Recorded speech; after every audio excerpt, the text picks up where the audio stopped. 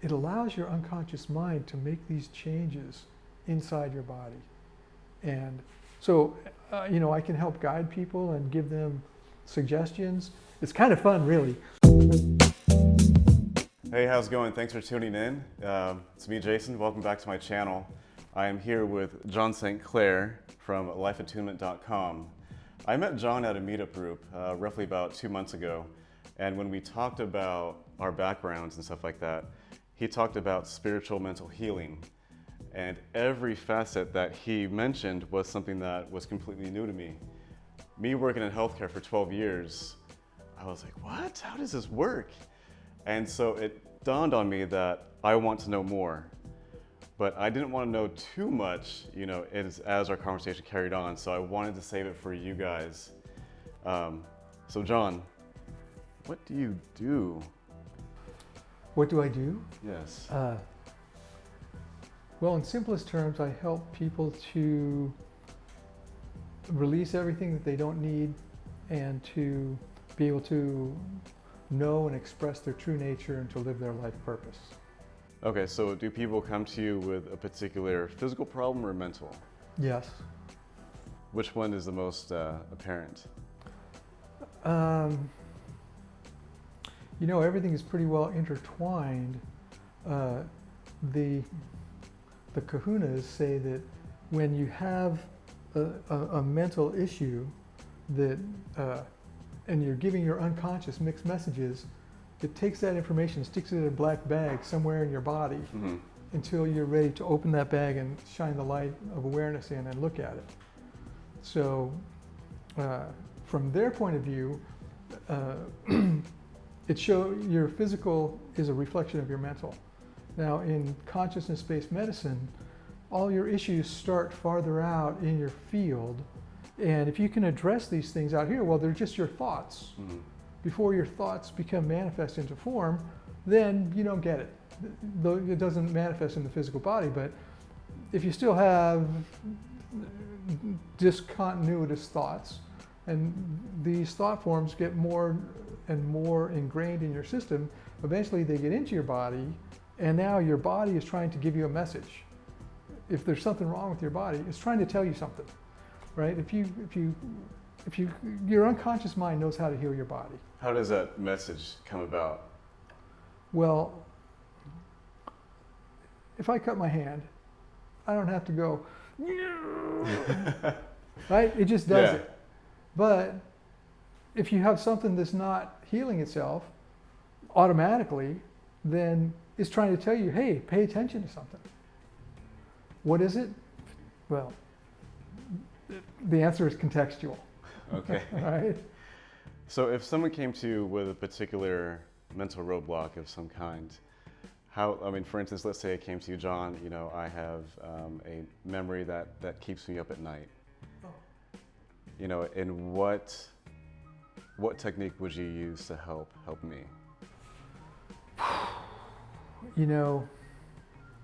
I have this huge bag of tricks. Tell me about the tricks. Different things. Well, there's vibrational healing from sounds of all different frequencies. There's crystal healing with vibrations of all different frequencies. There's the John of God crystal table that has... The who? John of God crystal table. There's this guy in Brazil called John of God who... very interesting person who channels different healers from different times, space, dimensions. I don't know exactly where, but historical figures. He brings their energy in. People come to see him. I know several people have been there actually. And We say there, where? in Brazil. Oh, okay. He has a little place there. In fact, Oprah has helped to fund his center right now because it's kind of poor. But they'll go to see him, and he'll say, his assistant will say, oh, the doctor you need to speak to isn't in his body right now, come back tomorrow. Anyway, that's not how I work. Okay. Exactly. But John of God and Marcel Vogel, and this other engineer in Brazil, created this table. Now, Marcel Vogel was an IBM scientist who had over 30 patents with IBM. He invented magnetic disk storage and liquid crystal display and a lot of things we take for granted now. And towards the end of his career, he developed a way to cut crystals specifically to accentuate their healing capabilities. We say crystals, just to... Like quartz crystals. Okay, so like Quartz rocks. crystals. Rocks. Okay. Right. And I studied with Marcel about 30 years ago or so. And that's when I got started. That. Okay, So anyway, so there's that. Then there's NLP, there's hypnosis, there's pranic healing. NLP is neuro-linguistic programming, which the idea of neuro-linguistic programming is that you create your reality based on your thoughts, and your thoughts are based on your language. And so if someone, in the simplest terminology, if you were an auditory person and I kept going, Jason, don't you see what I'm talking about? No. Right? But if you were a kinesthetic person and I said, so doesn't that feel good when we talk about this? And you go, yeah, I feel exactly what you're meaning. So that's one way, but it's all about how we filter the reality that we believe exists. So that's NLP. Okay. That's a pretty long list of techniques you have to help people. There's more. There's There's quantum sphere healing. There's who? Quantum sphere healing, which is... I used to watch Quantum Leap. Yeah, it's kind of like that, only different. Quantum who? Oh, sorry. Quantum sphere healing. Quantum sphere healing. And that was developed by a woman from the Neuro Institute. Okay. And there's all kinds of stuff. So if you had bad dreams, I don't know, I'd talk to you for a while and find out what's the source of this. Is it because there was a trauma in your childhood? Is it because there was a trauma in your ancestral lineage? Like my DNA of some kind? Yeah, so I had this woman who showed up at my door. She was stunningly beautiful. She was a retired New York runway fashion model. Mm-hmm. And she was having problems with the abuse from her ex-husband, which of course she had been abused by. And so we went through a process where if you were to know the very first time that this abuse happened, was this before, during, or after your birth? It was before. Was it in the womb or before? It was before. Was it a past life or was it passed down genealogically? Genealogically. Okay, well, let's go back to that first time. Let's go before that first time. So we can get to a place that's before that feeling ever existed in any of your ancestors. So let's go back there. And she drops back there. And I'm like, oh, so where are you? You know, just like kind of hypnotic process to get to this state. And just drop down in, and what do you see? She says, I'm terrified, I'm running through the jungle. Like, okay, float back up out of there, let's go further back. Now where are you? I'm in a little village, there's a woman washing clothes, there's little kids playing. Okay, she's telling great. you this under hypnosis? Right. Okay. And it's very simple, really. And oh, yeah. And I'm like, well, so now she's in this little village, and I'm like, now you know what it feels like not to have this feeling of always being abused. Because she's always had this feeling her whole life. Mm-hmm. And now she got to a place where she knows what it's like to not have this feeling. Let's take that feeling and bring it with you and come back, right? But the first place where she went back, she was a mixed race woman who came from a Caribbean island. And the first place she went to was when one of her great, however many great grandmothers was being captured as a slave, abused on the boat, growing up being abused in the islands. Every generation of woman was abused. And so ancestral healing is really a very interesting field of study. There's a great book about it called Ancestral Medicine that talks about how this is a common healing practice in several indigenous cultures. So anyway, there's just one thing. Man. So tell me more about the vibration healing. That was one of the first ones you listed. Well, okay, so everything is vibration. Like that? Everything. Okay. Every one of your cells, every molecule in your body, every planet, everything. Let me back up. Every molecule in the air, everything's vibrating. Because when I think of vibration, I just think of a simple sound. So how is my hand making a sound? Well, just because you can't hear it doesn't mean it's not making a sound. Oh, okay. All right. Oh, that was easy. But sound is just a spectrum of vibrations, right? So the whole spectrum of vibration from 0 cycles per second to 20 is You're kind talking of, about like hertz? yeah, Okay. hertz, cycles per second, same Uh-huh. thing.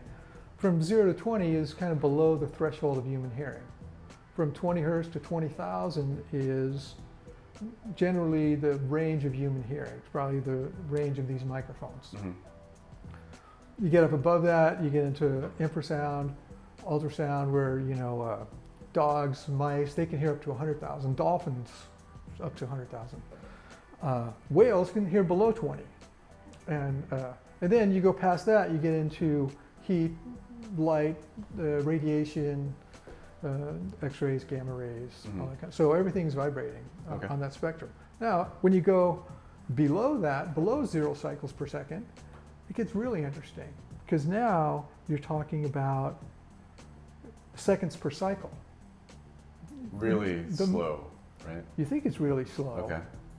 but you might notice that a day has so many seconds per cycle, and a year has so many seconds per cycle. And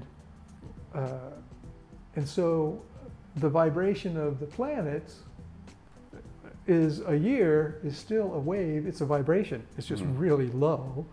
We don't hear it as a sound. Yeah. We don't perceive it as light. We perceive it as time. As time.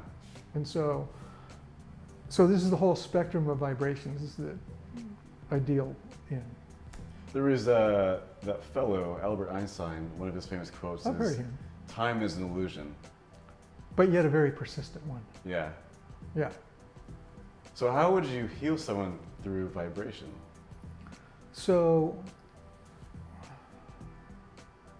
there's a lot that goes on with that. Well, to just talk about how it works, everything is geometric in structure, including time.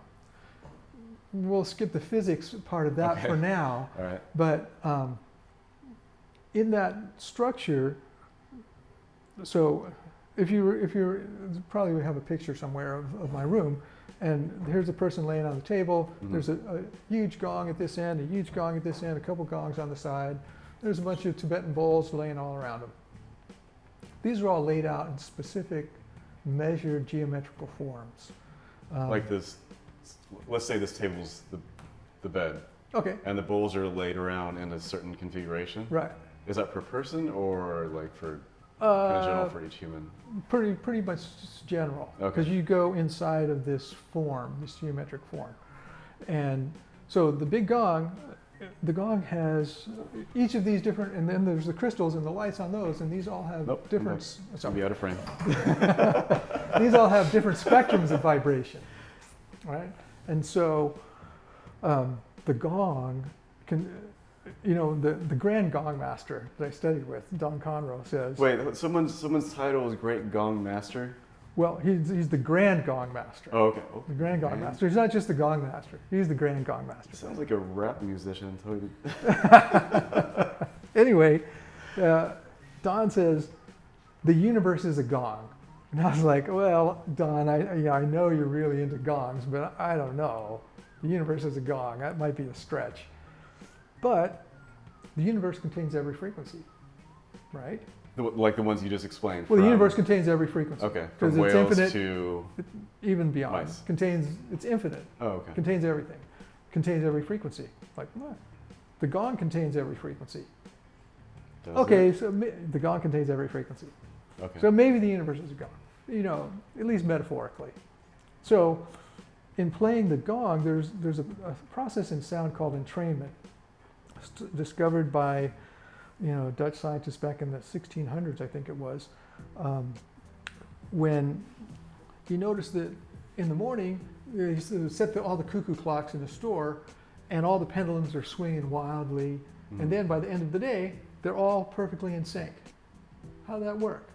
And so what happens is the click from this one hits this one and causes this one, it receives that information. And the click of this one hits that one, and they entrain, it's called entrainment, and they eventually all move into phase. And so this is a simplification of kind of what the gong does of entraining your body, the cells in your body. Now the water inside your cells, by the way, a lot of times you'll see, oh, you're 70% water, or you're 80% water, you're 65, well, it kind of varies from what I've read.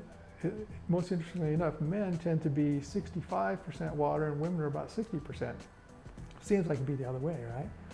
But yeah, anyway, but when it comes down to number of molecules, in terms of number of molecules, your body is 99% water. Because all the life processes need water, and all your cells have water that's structured into these hexagonal rings. And that allows all these hundreds of thousands of biophysical processes to go on every second inside every cell. And so you got 100 trillion cells, you got 100,000 processes going on in each of these 100 trillion cells every second. This is a to-do list that your conscious mind cannot manage. But your unconscious has got it covered, no problem. And so your unconscious knows how to heal your body. And if you can change, whether it's your thoughts or the actual vibrations inside your body, or when you stand in front of that big gong, I mean, the vibrations. I want to see it. I want to see. Moves your shirt. It booms my shirt? It'll move your shirt. Okay. The vibration will move your shirt okay. when you're standing there. All right. And so if you were to take a Tibetan ball, something, and put some water in it and go like this around it. I've seen that before. Yeah, you'll see this beautiful geometric pattern taking place. And that's what it's doing. Of the water? Yeah, inside the water. Do you know how to do that? Yeah, of course. All right, I'm going to see this. Okay, yeah. We'll see the water example to do. We'll splice that into the interview. No, it's going to be for the next one, next installment. Come on, man, you can edit it. And so you see this beautiful geometric pattern going on inside that water, and that's what it's doing inside your cells. Now, all your cells have memory of all kinds of stuff over whether it's this ancestral memory, like or that story you just told. Yeah. About, okay. Or whether it's a memory of being chased by a dog when you're 3 years old. Maybe you don't even remember it. You're totally scared of dogs. But it's stored. Yeah.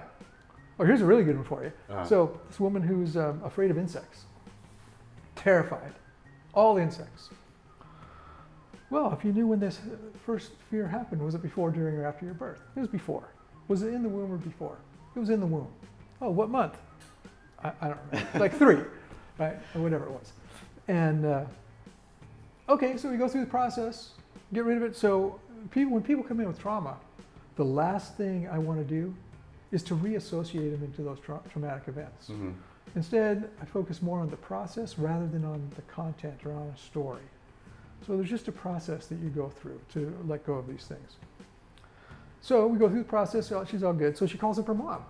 Hey, 3rd month of pregnancy, insects, was there something? She's like, oh my God, I never talked to anybody about that. But she was a teenage mom, and she got pregnant. She's living at home in high school. Her little brother is chasing her around the house with a praying mantis.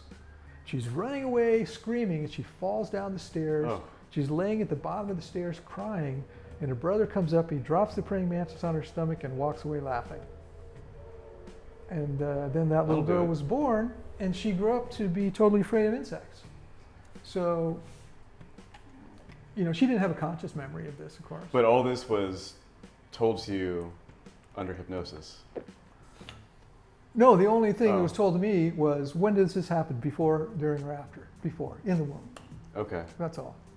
Okay, and so how does she know?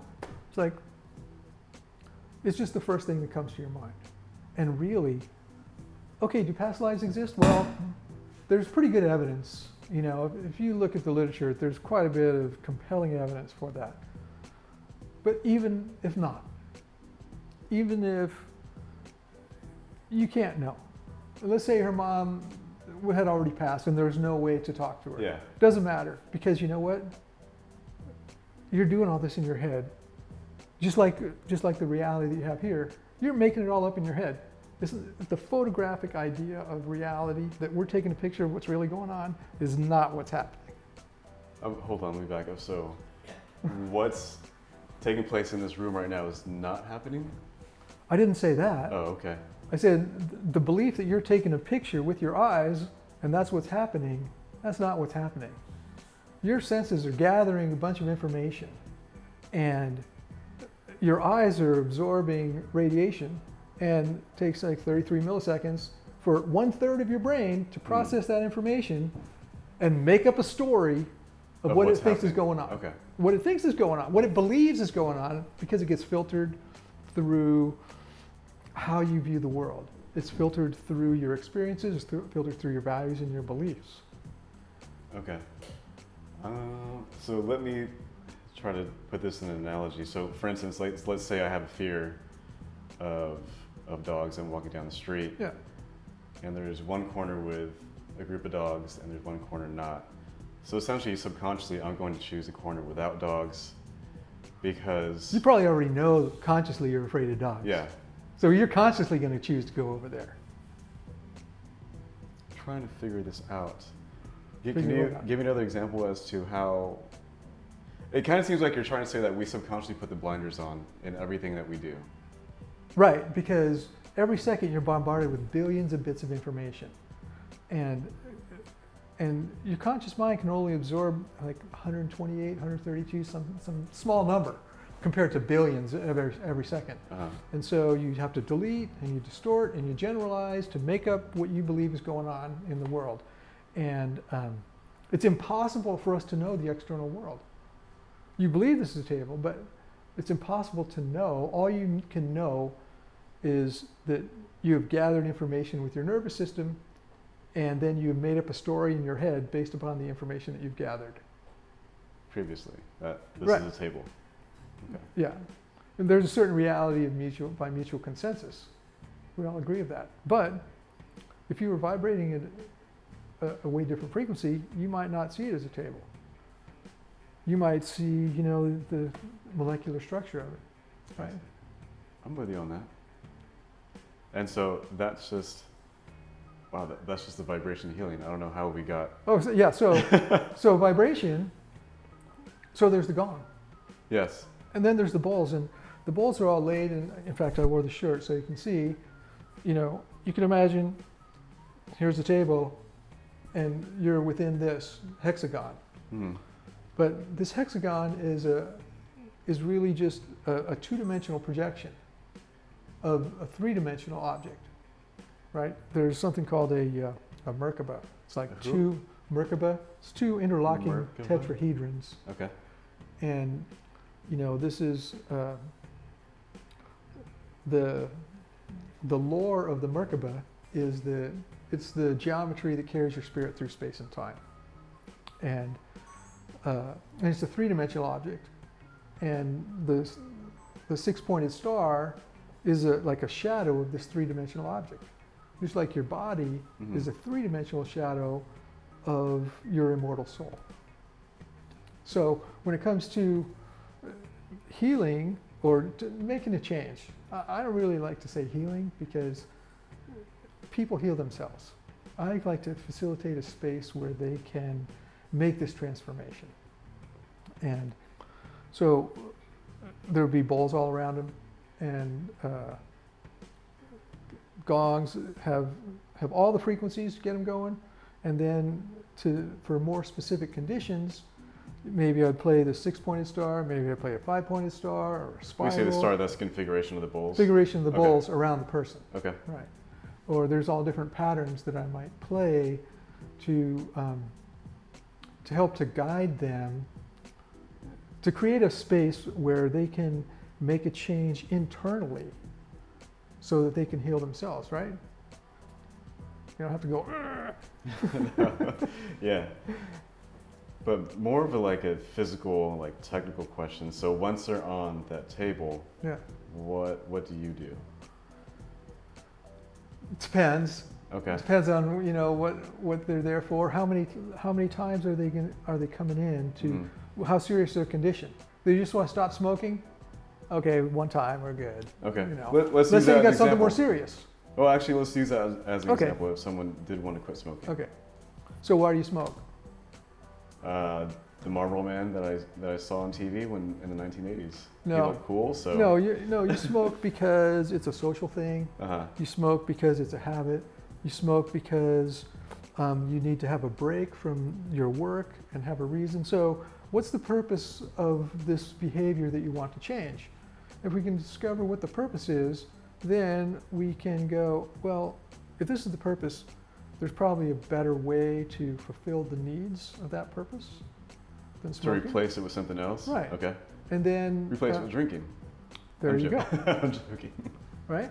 Or there's one guy, and so instead of lighting up a cigarette, he would just go for a run for 5 minutes, for example. Mhm. Just replace that. But if somebody has a more serious condition, or they have a significant trauma, most people's conditions are usually the result of some trauma at some point, whether this lifetime or previous. transgenerational or wherever it comes from, and then it shows up in a lot of different ways, and it might take more than one time to really get past all of these things, to discover what the source is, and for their body to really heal itself. Mm-hmm. And they might be seeing other doctors too. A lot of people I see, doctors recommend their people to me, and I recommend people to other doctors too, because it's a group effort. People are complicated. Oh yeah. So we're the most complicated machines on Earth. Well, that's what you believe. Okay. So what actually happens when someone's on the table? Okay, so you're on the table. Yeah. So if you're smoking, then I would have some kind of hypnotic something I'll talk to you about. But maybe if you have like a constellation of a bunch of things, I've already spent a bunch of time trying to figure out what is going on. Uh-huh. And maybe the first time we don't really have hypnosis, you just go lay down and turn on the table. So when I say turn on the table, So turn what on? Yeah. So there's all these crystals that point down. There's like 8 Vogel crystals, right? You didn't mention these crystals. You were talking. So what I pictured was just like a bed and then the bowls. Yeah. And So there's bowls all 6 or around 5. you. There's bowls on top of you, and then on the bed there's these articulating arms that come over that have these Vogel crystals on it. These are specifically cut to resonate with the water molecule in your body that stores this kind of information. And then there's lights that flash behind these crystals, and at different speeds and different patterns. They control the pulse width, the power, and all kinds of little parameters on that. And so everyone has their own individual setting on that, and then play all the instruments around them. Instruments like the gongs or? The gongs, the bowls, there's some Native American flutes. Sounds like a big there's party a going harp. on. I'm having a hard time imagining this, so I'm gonna have to see this. Well, dude, you've been in the room, but you haven't had a session yet. No, I haven't. I told you should have it before. Let's do this. Yeah. Okay. All right. Yeah. Then you're going to have to interview me afterwards, because you're going to have a whole different perspective. We'll document that. Yeah. So what we'll do is I'll have my session, and we'll see how it goes. Me being completely ignorant as to how any of this works, I'm going to go through it. So really the most common thing, most people report a sense of lasting deep inner peace. And so if you can get to a place of deep inner peace, maybe there's a problem with your knee. Your body can heal itself. How come it's not? Is it because your knee represents fear? Is it because your knees relate to your kidneys? Are you not drinking enough water? Or you just have bad exercise? Maybe you don't have good posture. There's can be a whole bunch of stuff, Maybe your grandfather was in a war and was injured in his knee, and maybe your past life you have, who knows? There's all kinds of things, whatever it is. But if you can get to a place of total surrender and deep inner peace, it allows your unconscious mind to make these changes inside your body. And so, I can help guide people and give them suggestions.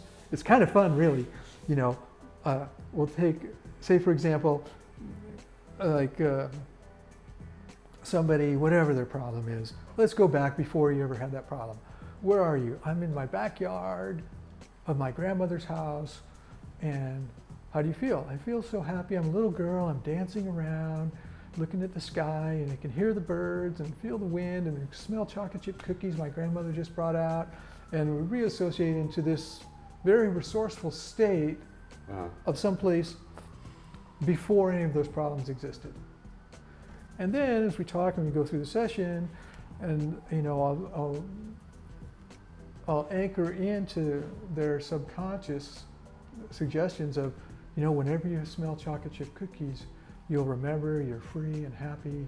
When you see the sky and hear the birds, every time you do that, you'll know you're safe and everything, whatever your problem is, doesn't exist. So that, as they go about their daily life, they're triggered by whatever shows up in their world naturally. One really good one was, there was a woman, what did she have? Some digestive issue. And so we went back before, can you remember a time before this one happened? Yeah, she's a baby. And what are you doing? I'm like holding my bottle and drinking. Hold on, how do these people have these memories? They don't, well, it's... I can't remember what happened 2 weeks ago. Well, I bet if we talked about it, you could. Okay. Right? Because all these memories are stored in your body, in your my unconscious. cells. Right, and in your unconscious mind. Water. Right. Oh man, see, I'm learning so much hanging out with you. So it's all these memories are stored that you have, and if we talked about it, right, you could remember something from when you were 10 years old. You're not thinking about it now, but if I ask you what happened when you were 10 years old, you could probably think of a few things. No, but like how acute can you get? Like, can you? Okay, so she's a baby. In memory, and she's holding a bottle. Well, she's a personal trainer for people, and she uses a water bottle all the time. I'm like, and she holds the water bottle the same way she had the memory of holding her bottle as a baby. I'm like, oh, great. Every time you take a drink of this water bottle, it reinforces this feeling of perfect digestion that you had when you were a baby. And it re-triggers that, unconsciously in your mind. You're like, oh, yeah. So, it's cool. I want to try that too, the memory recollection thing. Like, I want to try something really easy. You'll be surprised. I'll be surprised if I remember what happened 3 Tuesdays ago. Yeah. So I'm excited to try that. So there's, you called, so the John of God. That's the crystal table. That's the crystal table that you're. That's the crystal table. That's the name of it. Okay. That's just the name of it. Okay, and you have one.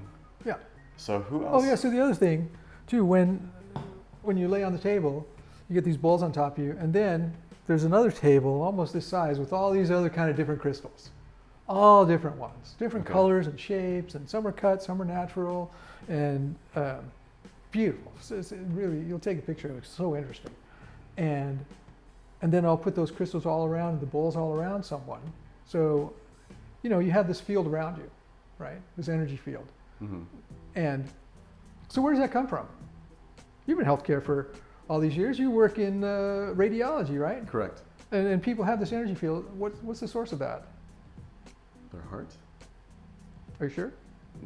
With you? I mean, I don't know. So, they used to call it the aura, right? But scientists don't really like that idea. So now it's called the biofield, the human biofield. Okay.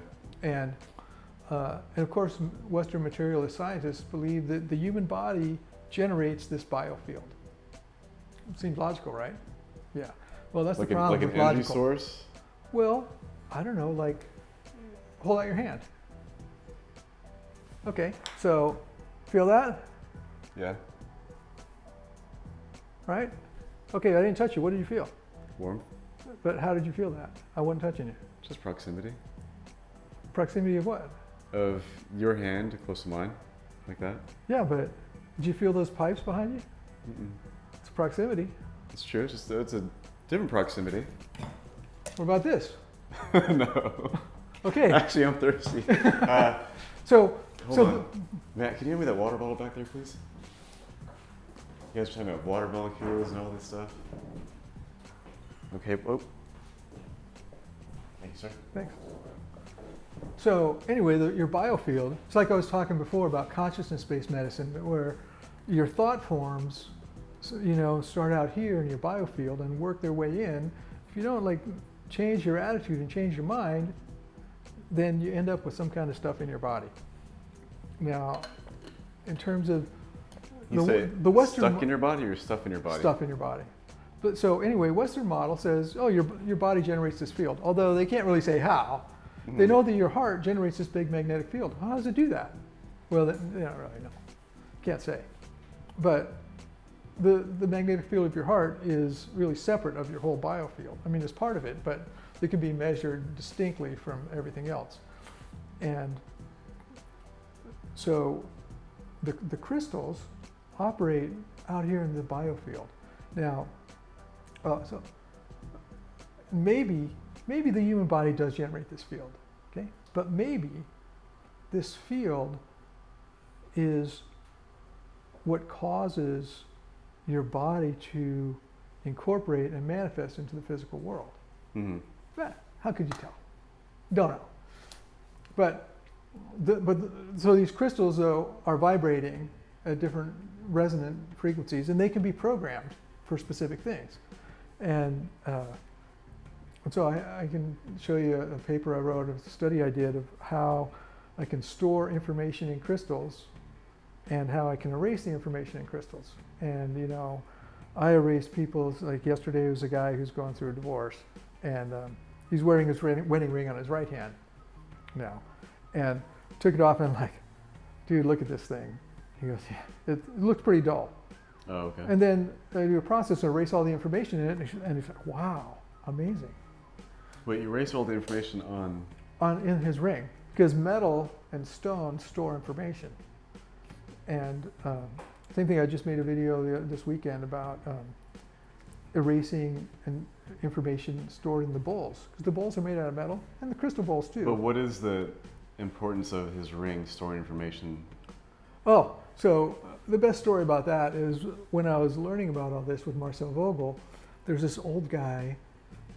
He's probably like same age as me now, right? But at the time, I thought he was pretty old. And this was 30-something years ago. And so he lived in a mobile home park. And when he did his laundry, he got tired. And somebody told him, look, you just need to wear a metal chain around your neck, because when you go in the laundry room, there's metal chairs. And that sucks your energy and makes you tired. He's like, okay, try it. So he put a metal chain around his neck when he did his laundry, and all good. He didn't get tired. And he just wore it, just kept it on for the most part, And hold on, a metal chain? It was just a metal chain, just a chain. Like something we got from Amazon or the... Coming up. And so, but he started having all these other issues. Uh-huh. Emotional thoughts and feeling disturbed and not sleeping well, because that chain was the one that held his dog tags when he was in World War II. Oh. And see, everybody goes, oh yeah, that makes total sense. Well, how does that work? Well, anyway, we don't want to get into all the scientific details of that, but we could talk about that if you wanted. But the point is that it stores information. And so women wear bras with metal right next to their heart. The magnetic field of your heart is like this super strong field, and it's storing this information here. And maybe you have a bad day, and why do you want to yeah, right. Release them. Yeah. I'm joking. Right. So anyway, so what I'm getting to though is that then I put crystals all around someone, depending on why they're there, what they're there for. Maybe it's emeralds, maybe it's rubies, maybe it's amethyst. And then in each of the bowls on top of them are different crystals. And all of those get programmed for specific things. Mm-hmm. So you program these crystals based on what their needs are? Right. Okay. I'm excited to see this. It's cool. Yeah, I'm really excited. It's pretty cool. And so that operates in their biofield to create all these different vibrational resonances in this field to help them to make the change that they came in for. So it doesn't sound like your run-of-the-mill healing experience. So how many people do you know of that do this? Well, this is sort of a synthesis of like many different things. Okay. There's plenty of people that say that they're sound healers. Maybe they go to a workshop for a weekend and, you know, that's what they call themselves. Okay. I've kind of incorporated a lot of different modalities into the whole experience. So you kind of made your own sample, like you put it all together so that you Right. can. A couple of essentially- doctors that came in to see me, you know, one guy teaches acupuncture, and the other one is a friend of his from Australia who really brilliant guy, you know, studied all kinds of stuff, spiritual healing as well. Mhm. And they said, we came to see you to experience the St. Clair method. But Why is that funny? That should be your thing. it could be, but you know, I kind of like life attunement better. Life attunement, yes. Because if I said St. Clair method, so what is that, right? But if I say life attunement, you kind of get a sense of I'm just going to do something that everybody could use their life tuned up in a way to have more of what you want and have less of what you don't want. Mm-hmm. So I like it. You kind of created, like you said, you had a bunch of modalities and you kind of custom made your own. Mhm. So essentially this process is by you. And to me, that's absolutely profound. And that's essentially why I was so interested in talking to you, because I knew that there's something, I don't want to say off about you, but there's some off about everyone. I resemble that remark. Yeah. Well, you know, I've had this one doctor brought her son in who had this horrible condition, and Physical or mental? See, I had these are my questions now. yes, of course. No, which one? Well, you know, usually if you have one, you have the other. Man, it's so hard to ask you questions sometimes. Well, if you think that something is either or, it's either in your mind or it's in your body. Okay, I It's get like, it. I'm learning. it's I'm in seeing. both. It's both. No, I'm really If getting you think the mind and body are separate, this is the source of your problem. No, this is absolutely great, because starting this, you know, what's the runtime? George, how long have we been at this? We're over 40 minutes? something like that. I feel profoundly more intelligent. Just, man, really, that's awesome. You know, you educated me on not separating, but educated me on the physical and mental is something that I'm going to get used to. Anyway, to finish that story is, so she brings her son in with all his conditions, and he is super smart. He speaks like 5 languages and plays a half a dozen instruments and super smart. And he walks in and he goes, quackery. Right? Uh-huh. Quackery. I'm like, yeah, okay, well, and then she's like, well, you know, just, you might as well try it because we're here. Uh-huh. And then she called me up later. She goes, oh, you know, my son said, I think it's time for me to go see John again. Ooh. So I kind of, when people have their own judgments about things, Uh-huh. so I try to, you know, respect everyone's worldview, and so I would call it scientific woo-woo. Woo-boo? Woo-woo. You know, like woo-woo. Oh, okay. Right? So, but Is that- scientific woo-woo. Okay, is that your phrase or is that? Somebody mentioned that to me once when they came over. I just Okay. thought, oh, that's kind of cool. All right. I don't really use that, but it covers all the bases. And you mentioned in the very beginning of this that you learned how to do, my notes are a little weird because my handwriting is really bad. You learned how to do this 30 years ago. Well, I first started studying crystals like 30-something years ago. Okay. So has, But in terms of sound, even more. I mean, I started playing guitar 50 years ago, more. there's vibrations in the strings. Right. Oh, man. And music, and yeah, everything is music. Everything. All the cells in your body, Mm-hmm. every vibration, it's all music. Okay, it sounds like a really big question, but how is everything music? Because when I think of music, I What think of is music? something with a beat that, just like with a beat that I enjoy, and that's just music to me. Do you enjoy your heartbeat? I appreciate it. I don't Do hear you- it unless my head's underwater. Do you enjoy the rhythm of your breath? Does it I- change? Yeah, it does. Dude, you're a tune, All right. right? You're All right. music. My mixtape's coming out next week, guys. It's going to be Sounds of My Body.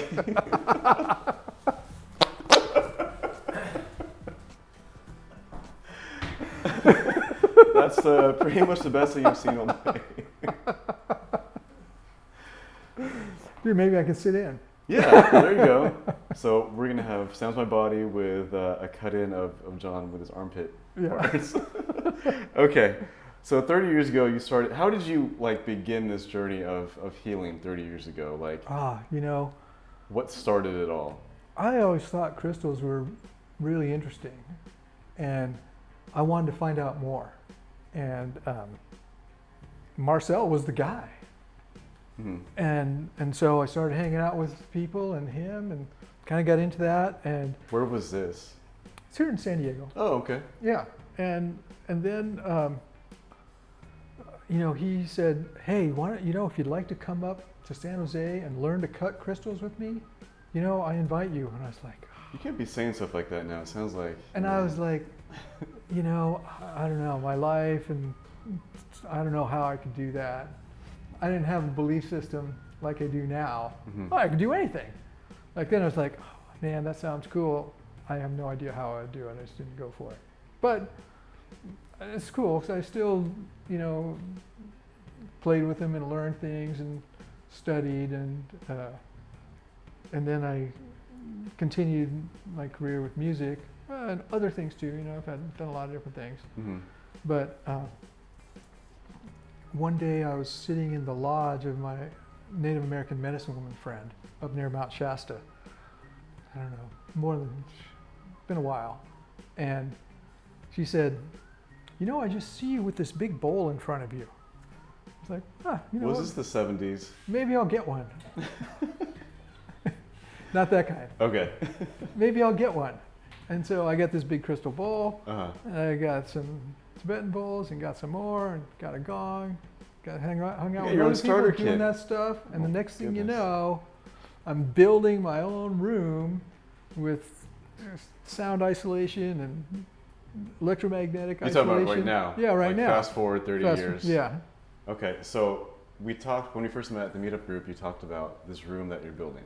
hmm And so right now you have a GoFundMe page and you're trying to meet this goal. hmm The room is not complete from what I understand? Right. I mean, it's operational. Okay. There's still work to be done. If you were to gauge it like 0 to 100%, what would you say the percentage of completion is? Well, of this one room, there's 2 other buildings to be built as well.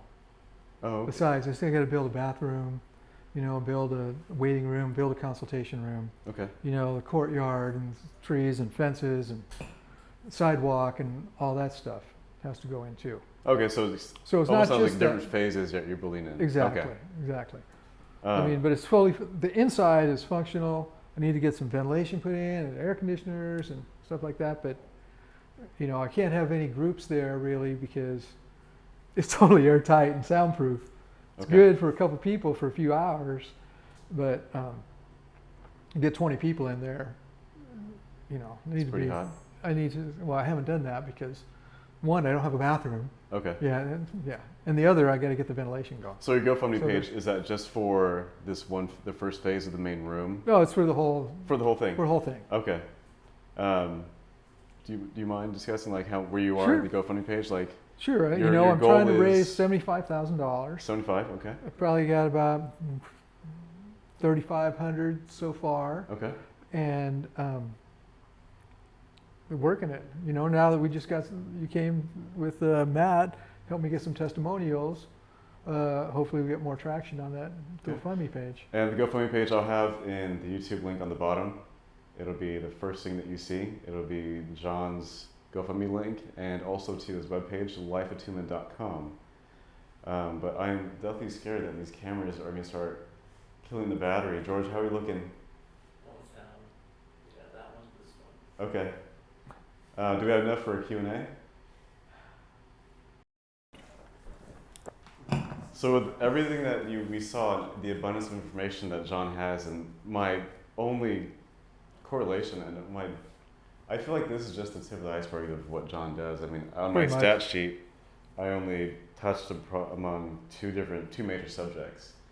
But you guys as the audience, do you guys have any questions for John before the cameras die?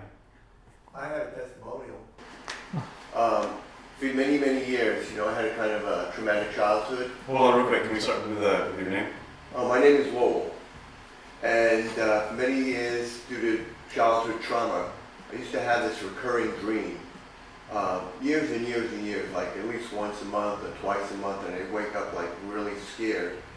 And I went to John, and I told him about it, and this is about a month ago, and ever since then, I haven't had that dream again.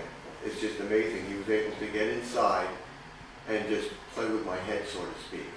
And what I found so amazing was when we discussed earlier about how the subconscious mind remembers everything.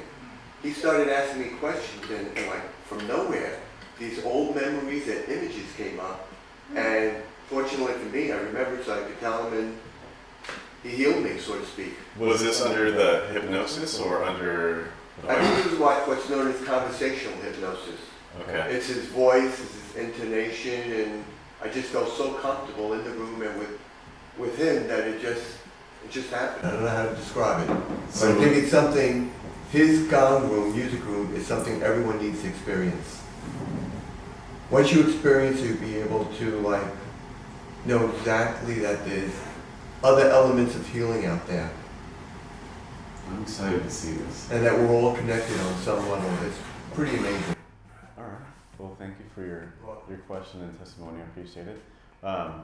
Anyone else with any other questions? Jasmine? So my name is Jasmine, and you said multiple times that people heal themselves.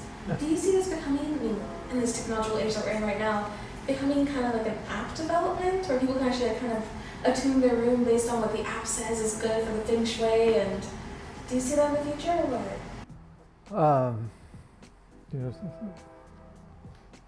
Okay.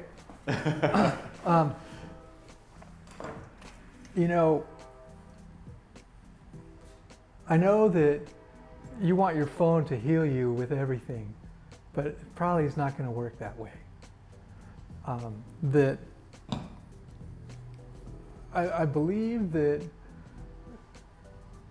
the interaction with another person is critical. I can give myself acupuncture. You can massage your own self, your own body, but it's not the same as when someone else massages you or when someone else gives you acupuncture. And so having that skilled technician to help with your physical, emotional, spiritual, mental, every aspect of your being, to help guide you through that labyrinth of systems that you have, I don't think you're going to get that on your phone. Or even artificial intelligence, if it's really smart. I kind of like people. Any other questions? Well, I'll say I also went and had sound healing, or whatever you call it, or the St. Clair method, or whatever. Oh yeah, I'm sorry, what is your It name? was Susan. Susan. And I'm still processing it. It was so profound for me, but I'm still processing what all went on, and haven't really had a chance to get it all out yet, I guess. So, just interesting, but it was quite a beautiful experience with the music and the gong and all that. It was just absolutely fascinating. And thank you, John. Oh, my pleasure. Everyone's experience is always different, and it's on this spectrum of experience of people who are like, I don't know what, I feel really relaxed, I don't really know what happened, to I was in outer space. It was quite common. I was just in space. And no, that's all. So outer space is like a common. Yeah, I was in space. I was just in space, or I'm relaxed, or you know what? I was asleep, but yet I was totally present, which is like this other state of being that people don't experience so often. Or I went up through this vortex of this pyramid above the table and was guided to a spaceship, and they took me to this hall with the Greek gods on one side and Hindu gods on the other and Egyptian gods over here, and okay, you know. Or one of the other ones that I really like, this pretty spiritually advanced woman who came in, and she's like, the first time the novelty was so high, she's just listening to all the sounds. He's over on this side of the room. He's over on this side, you know, her mind is thinking. Wait, are you moving around? I walk all around. Oh, okay. And your eyes are covered, so you don't really see anything. You just feel. Okay. And so her mind is present like that. But the second time, now that the novelty is not there, right away she just kind of went out, and she's like, you know, I saw this old woman sitting in front of a fire, and she was singing, and I walked up to her. She's a Native American, and I saw that the smoke from the fire was her prayers going up to heaven. And so I followed the smoke, and I went up to heaven, and two angels came, and they guided me and showed me my life purpose. Or this other woman, you know, young girl, she's almost 18, wanted to go to the prom. Never been on a date, never kissed a boy, and okay, fine, you know.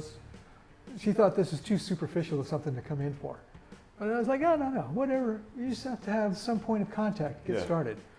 And so she said, well, you know, she had trouble with relationships and could never really be in a relationship or even, you know, talk to people. And she said, well, her father rejected her. And so I knew the story that it had been a one-night stand. He just paid child support. But I said, well, you don't know that he rejected you. She's like, it's pretty obvious. I said, you don't know that. Maybe he knew he didn't have the skills to be a good father. Would you rather have a father who abuses you, or would you rather have no father?